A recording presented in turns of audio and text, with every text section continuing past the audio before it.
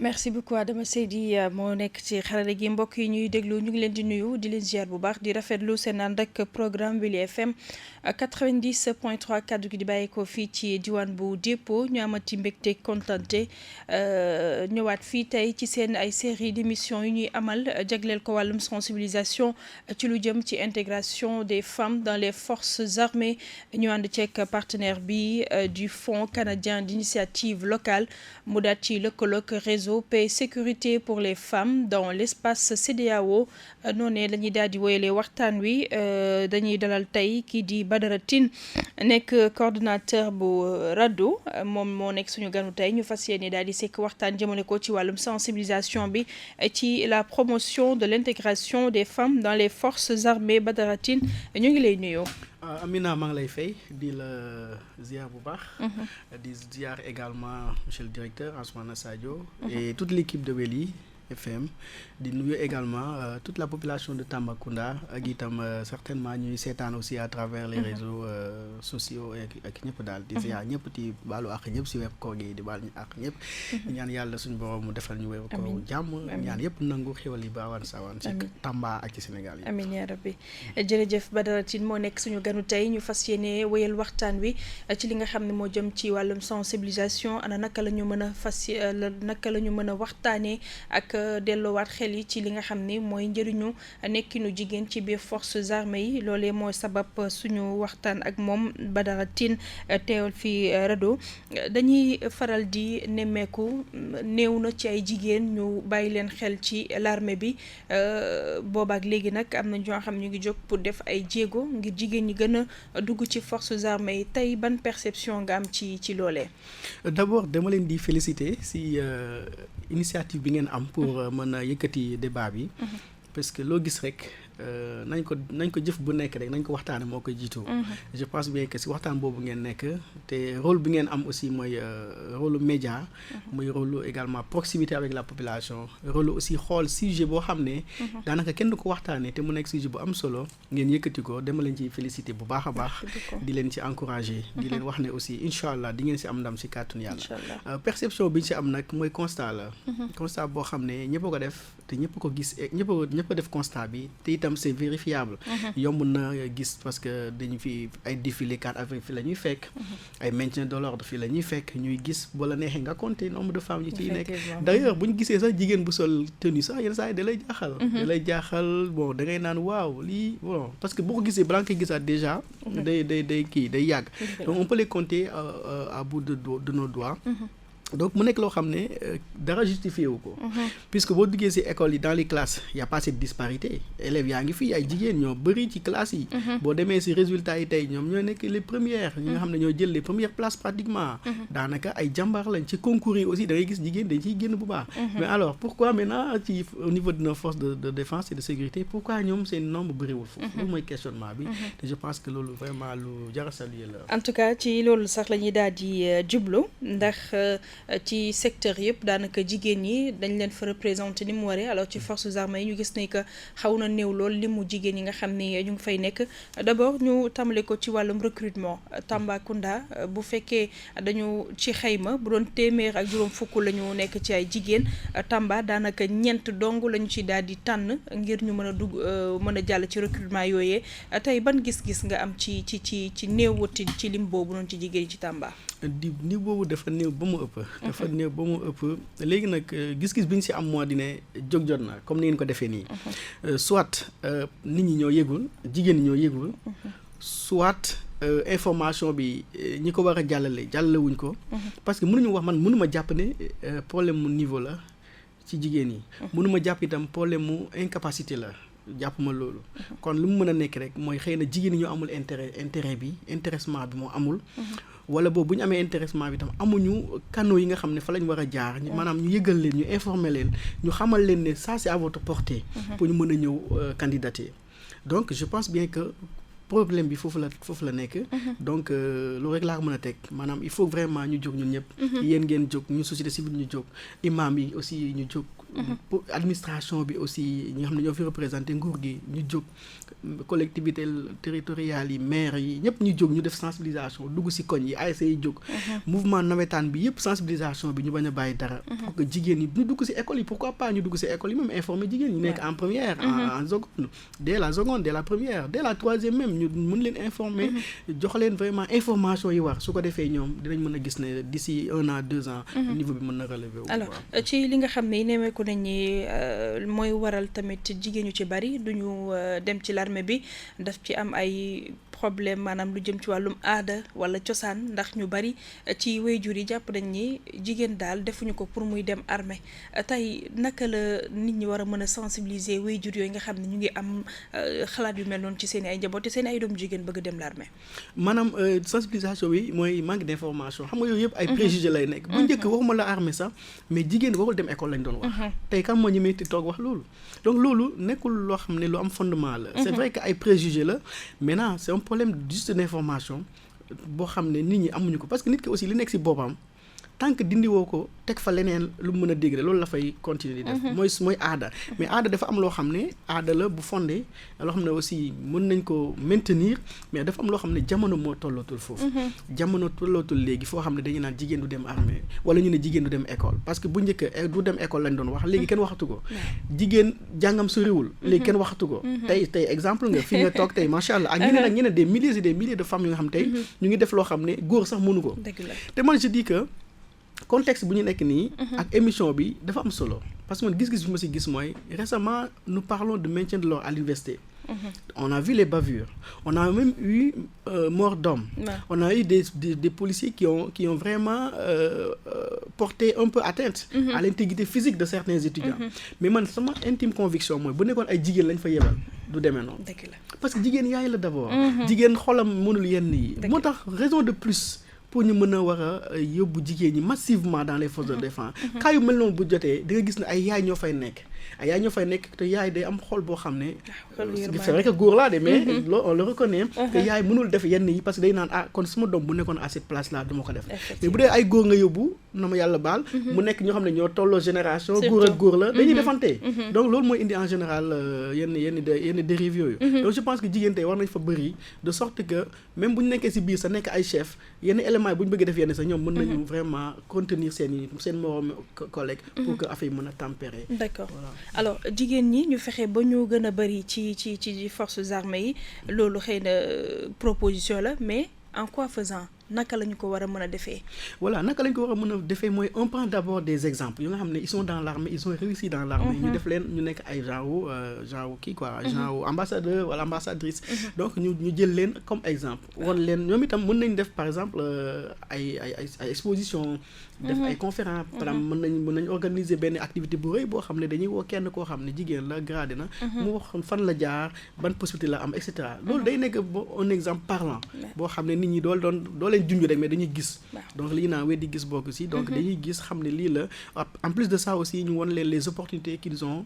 ont du moins au niveau de l'armée ak la lañ mën a nekk et cetera parce que je sais que c'est un problème d'information mais nekkul problème mu incapacité nekkul problème mu fit parce que ku xam jigéen Sénégal xam ne ay jàmbaar lañ xam ne aussi loolu lu yàgg la te deret moom du fen donc je pense bien que buñ doxalee communication bi mën na jàll. dëgg la alors mbokk yi ñu fàttali yéen a ngi ci Wele FM 90.3 ci seen émission spéciale ñu jagleel ko wàllum sensibilisation ci lu jëm ci wàllum promotion de l'intégration des femmes dans les forces armées tey ñu dalal ki nga xam ni mooy Badara Tine nekk coordonnateur RADDHO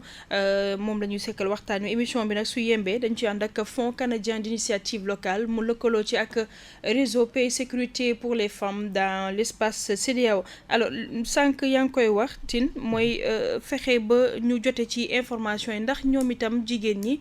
jotul ñoom it ñu jóg vers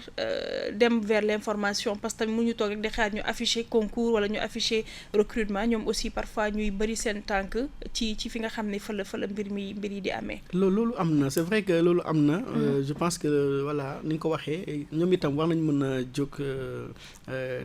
dem ci information. mais xam nga en général sénégalais bon c'est un peu comme ça d'habitude nit ñi daanaka dañuy toog rek voilà di xaar di connecté wu di xool ban lañ posté et cetera et cetera. donc c'est vrai que loolu war nañ ko def mais bu ñu ko deful ñi nga xam ne ñooy autorités yi. parce que avenir bi aussi avenir Sénégal avenir jeune dañ ko teg ci ay ci ay loxoy kilifa. parce que kilifa yooyu ñoo gën a mën a jotee fu ñu mën a wasaare information. xam nga tey boo bëggoon tey ñëpp ñëw en même temps ci benn lieu wut si information day jafe. mais tey à travers la presse par exemple. tey mën nga toog si benn antenne rajo nga def une émission. pourquoi pas ngeen def collaboration avec l'armée. avec la zone militaire qui est là ngeen def ngeen def collaboration. pourquoi pas ngeen def aussi collaboration avec la police. une émission hebdomadaire wala chaque kii ñu ñëw di waxtaan. su ko defee vous allez pouvoir atteindre le maximum de personnes. pourquoi pas même collaboration bi dem ba di def des déplacements sur le terrain. bu ngeen demoon tey lycée ngeen gisee ak proviseur mën ngeen am collaboration boo xam ne information bi day jàll. ok day jàll carrément su ko defee nag en ce moment là ils seront intéressés ils vont venir maintenant vers l'information. mais tant que loolu amul. les premiers pas il faut que mu am ku ko poser. donc le plus souvent loolu mooy nekk problème bi. concours day am ba jàll wala recrutement ba am ba ñu bëri duñ ko dégg. parce que boo connecté wul doo ko xam. boo déglu rajo doo ko xam. te fi nga toog aussi mën na am kenn du ñëw foofu mu wax la ko. alors Tamba ci ba tey lu jëm ci wàllum recrutement yi donte chiffre bi lim bi néew na lool ci jigéen ñi am na ci sax parfois ñoo xam ne dañuy bëgg a dem mais bu ñu gisee ni nit ki xëy na dem na 2 ans après ñu libéré ko mu ñëw mën na ko décourager wala itam nombre bi ñuy jël ni mu néewee aussi mën nañu bari bëgg nañu dem mais comme dañ naan ñett donc la ñuy jël ñun jarul ñuy dem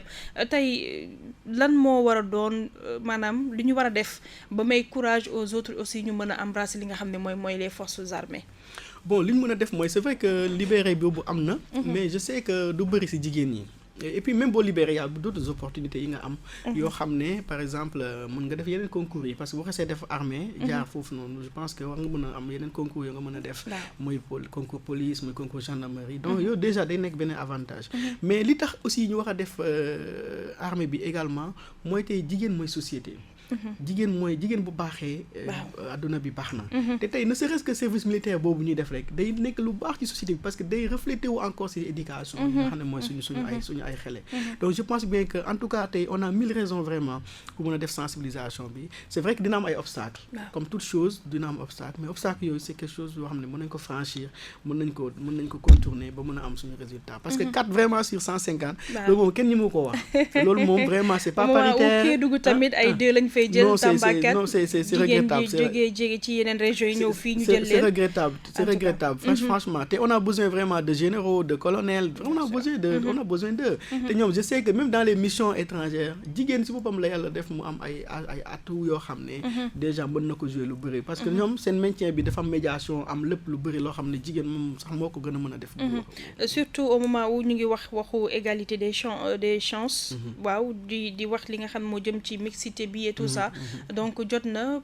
pour peut-être autorités militaires yi aussi bàyyi xel ci lu mel noonu pourquoi pas discrimination positive comme le disent certains bu ñu waree jël ci yeneen régions yi 100 ba wala 20 wala 30 pourquoi pas Tamba ñu jël même bu doon 10 wala 15 parce que aussi ñu ci bari bëgg nañ mais li ñuy dem ba sélection après ñu bàyyi leen loolu aussi bokk na ci li décourager xale jigéen ñu bari pour ñu dugg ci forces armées alors à ce niveau ban recommandation wala lan ngay wax ñi nga xam ne ñooy autorités militaires yi. non pour man instant bi nii dañu war a def discrimination positive. parce que góor ñi bëri nañ ci armée bi. léegi nag pour mën a équilibrer il faut ñu am tuuti benn discrimination positive. maanaam ñu recruter plus de femmes pour au moins les 5 prochaines années. wala les 10 prochaines années ñu recruter plus de femmes. au fur et à mesure maintenant ñu xaw a équilibrer kii bi tuuti. et puis maa ngi doon wax aussi amoon na temps par exemple da ngay dégg chef d'établissement jigéen. c'était très rare nga dégg ko. tey elles sont chefs d'établissement. gouverneur jigéen. donc on a eu la première fois. mais léegi maintenant elles sont devenues. donc loolu je pense bien que un temps lay doon mais bu ci jógee rek facilement dañ koy atteindre. facilement dañ koy atteindre donc jafewul juste dafa laaj ci ku nekk jàpp ci ku ci nekk à ton niveau comme yéen ni ngeen ciy jàppee avec la presse ñu leen ciy féliciter encore une fois vraiment na ci ku nekk jàpp vraiment sensibilisation bi vraiment on y arrivera. tey jii nii par rapport ak parents yi ndax ñu ci bari surtout ci sama mbokku pël yi jàpp nañ ni jigéen bu demee armée loolu mooy du am jëkkër jigéen bu demee armée du am doom tey ban message nga mën a lancer à ces parents là bu ko defee ñoom itam ñu mën a bàyyiwaat xel bu baax ni que jigéen am na place am ci biir armée comme ni mu ko amee ci école yi wala ci hôpital yi ak feneen ak feneen. bien sûr am doom moom ajuwul si loolu je pense que c'est ay préjugés la rek comme ni doon wax ay jigéen bu jàngee nangam voilà du am jëkkër déedéet jigéen mën na dem armée c'est un métier c'est une fonction très noble loo xam ne jaamu yàlla daanaka la boo xam ne daanaka amul benn métier bu ko gën a noble donc vraiment mu nekk nit ñoo xam ne liggéey la am na ci ñoo xam ne ñu ngi si bureau yi am na si ñoo xam ne ñu ngi si kii bi ci maintien bi nekk sur le terrain mais liggéey la comme ñëpp donc terewul kenn mu am doom terewul kenn mu dem sëyi parce que am na si ñoo xam ne comme ni ma la ko waxee ay kilifa lañ ci armée bi am nañ ay doom am famille di ko gérer normalement peut-être que liñ ci mën a wax mooy peut-être c'est un service commandé waaw c'est un service commandé peut-être mën nga bëgg moom sa bopp fekk na urgence moo koy laajte mais loolu di ci armée kese loolu itam am na liggéey yoo xam ne aussi c'est la même chose parce que liggéey aussi jàmm yàlla la donc te itam farata la surtout que koo xam day défendre réewam c'est vrai que bu ko réewam soxlawee famille bi day ñàkk mais loolu c'est juste pour un temps mais loolu jàmm yàlla la loo xam ne itam dañ ci war a nekk dafa war a nekk honneur sax ñu am mbokk boo xam ne déjà dafa nekkal askanam dafa taxawal réewam ba réewam gënal ko famille am wala mu gënal ko kiyam. mais tey jii ci maanaam ci nekkinu jigéen ci biir forces armées lan la mën a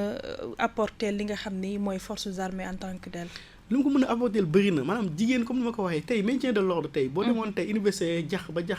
nga envoyé fa ay jigéen ci équipe bi mu am ay jigéen ci biir day gis ne day changer s'il le faut même commandant bi nekk jigéen ki nga xam ne mooy nekk commandant sur le terrain mu nekk jigéen nga xool day am changement parce que xoolu yaay lay demee ba pare dina mën a tempérer mën a xam nu muy comporter wu parce que day gis ne étudiants yi ay doomam lañ wala ay frère am lañ wala ay kiyam lañu donc loolu da ciy jouer bu baax a baax donc à part ça également dans tous les niveaux boo xoolee parce que jigéen tey depuis ñu commencé leen def yenn chef yi day gis na affaire yi day avancé parce que jigéen bon day liggéey te xamul caaxaan donc lu muy liggéey aussi da ciy def pas-pasam ba pare détails yi nga xam ne sax góor xëy na da ko dul sóoraale jigéen da koy sóoraale c'est vrai tey boo demee si suñu école par exemple Tambacounda suñu école gis nga nu mu set dafa set parce que jigéen en général école ñuy liggéey si dirige sax day nekk école yoo xam ne dañuy sóoraale lu bëri hygiène bi nangam donc lu ci bëri école Mori Badiaki tey jigéen moo fa nekk lycée Mame Cheikh Mbaye jigéen moo fa nekk donc macha allah mu nekk ay jigéen yoo xam ne yu jàmbaare lañ mais dañuy gis ne vraiment macha allah ci armée bi aussi noonu lay demee buñ ci amee yu bëree bëri noonu lay demee day am vraiment ay changements yoo xam ne yu am solo lay doon tey jii yaa ngi ko doon wax sànq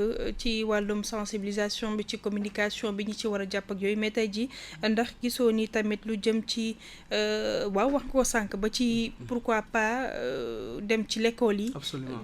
parce que ñu ci bari ci ñoom tey jii ñu ngi jàng mais xëy na seen rêve mooy tey ñu nekk militaire gendarme autre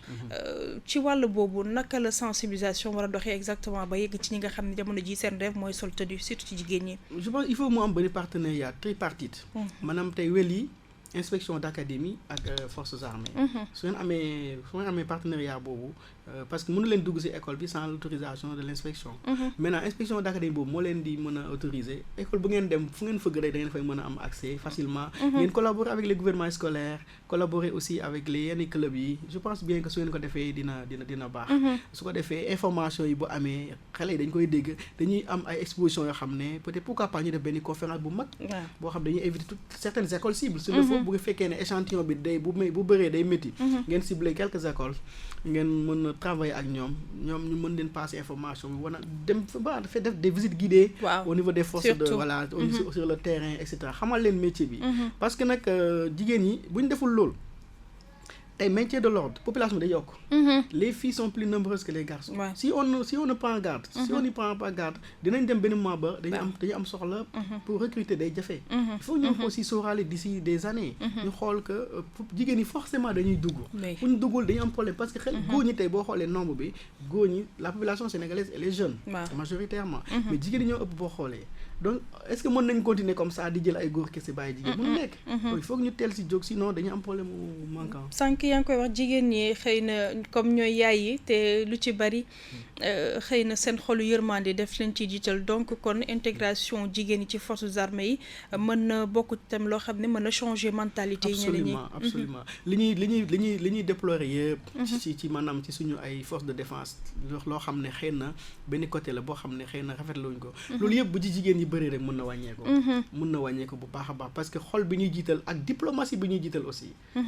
diplomatie bi ñu jiital loolu itam mais xam nga ay xale yu góor policiers yi boo xoolee ñu ngi yëbal sur le terrain ak jeunes yi ak étudiants yi même âge la presque même génération la. donc loolu day métti. waaw day métti donc il faut que mu am beneen kii regard boo xam ne dañ koy mixer. mu am vraiment benn touche féminine boo xam ne dina mën a apporter vraiment di kii quoi. du changement. Alors un message à l'endroit des jeunes filles qui veulent vraiment embrasser les forces armées lan nga leen di ñaax ci ñoom aussi ci seen wàllum taxawaay. C'est un métier noble et je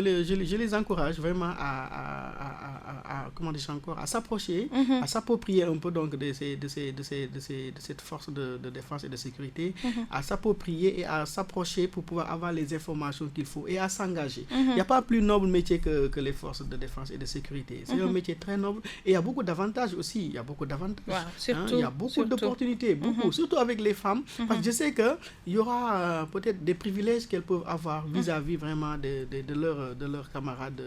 garçons. Donc ils sont pas nombreux dans l'armée. Et je sais qu'aujourd'hui le Sénégal a signé des engagements qu'il est tenu de respecter, surtout sur la parité, sur le genre, etc. Peut-être qu'il y a des postes qui seront réservés aux femmes, ou bien un certain nombre en tout cas de quotas qui seraient alloués en tout cas aux femmes. Donc vraiment il faut qu'elle s'approche de ça. Il faut qu'elle s'engage pour savoir qu'il n'y a pas de tabou. Voilà, c'est des djambars comme tous les autres djambars et elles peuvent vraiment réussir au niveau de cette force de défense et de sécurité. Alors tey nga ñëw fi en tant que coordonnateur bu RADDHO bu ngeen waroon porter combat bi pour sensibiliser naka ngeen fas yéene taxawee ba ñi ci war a jot ci. waaw maanaam comme nii rek maanaam tey émission la mais suba mën nañu am beneen rencontre boo xam ne aussi dañ ci waxtaane lii parce que lii dafa yee sax suñu xel ñun dañuy travailler sur la parité di travailler également sur l'égalité entre hommes et femmes parce que tey c'est un bon atout boo xam ne mën nañ ci vraiment gëstu pourquoi pas ñu def ci peut-être ay plaidoyer pourquoi pas ñu def ci peut-être ay genre conférence pourquoi pas au niveau national je pense que je vais remonter l'information au niveau national pour que moins la RADDHO au niveau national puisse vraiment s'approprier de la question parce que dafa nekk loo xam ne nit ñi dañ koy gis nii mais doo ci bàyyi xel mais tey sama yee ngeen ma si en tout cas et Inch'Allah on va porter le combat on va passer l'information à qui de droit et essayer de faire aussi apporter notre touche aussi à l'édifice. Alors xëy na mooy doon laaj bu mujj bi tey par rapport ak recrutement bi ni mu néewee quel message à l'endroit des autorités militaires pour que mooy suñu mën a favoriser li nga xam ne mooy nekkinu jigéen ñi ci biir forces armées yi. waaw autorités militaires yi dama leen di ñaan vraiment ñu gën a yaatal affaire bi parce que chiffre bi moom néew na lool te boo ko traduire en pourcentage aussi day gën a yéeme lool sax alors que tey bu ñu nee jigéen ñi tey ci côté école bi wane nañ seen prouesse ci secteur yëpp tey ñu ngi nekk ay gouverneur di nekk ay préfet di gérer normalement seen ay prérogatives di nekk ay kilifa partout di ko assurer tey kër yu bëri bu ñu taxawee jigéen ñoo tax kon tey kenn mënatul wax ne jigéen mënul li wala mënul leen léegi nag li wax léegi mooy ñu jox leen seen gëdd jox leen seen àq jox leen seen yelleef parce que c'est des citoyens et l'armée n'est pas discriminatoire. Les forces de défense ne sont pas discriminatoires. Tout Sénégalais ou toute Sénégalaise en tout cas a les mêmes chances ou doit avoir les mêmes chances, n'est-ce pas, que tout un chacun. N'importe quelle région d'origine en tout cas, nous sommes tous des Sénégalais, même nationalité et l'armée c'est notre armée. Donc vraiment nous plaidons pour que vraiment plus de jeunes filles soient intégrées, surtout pour la région de Tambacounda, surtout sur la région de Kédougou aussi, le Sénégal oriental. Vraiment, c'est un plaidoyer qui vient vraiment du fond du cœur et c'est un appel vraiment que je lance. Et je sais qu'il y aura beaucoup d'avantages si une fois on arrive à avoir le maximum de femmes dans l'armée. C'est important. jërëjëf Badara Tine xam nga dafay nekk loo xam ni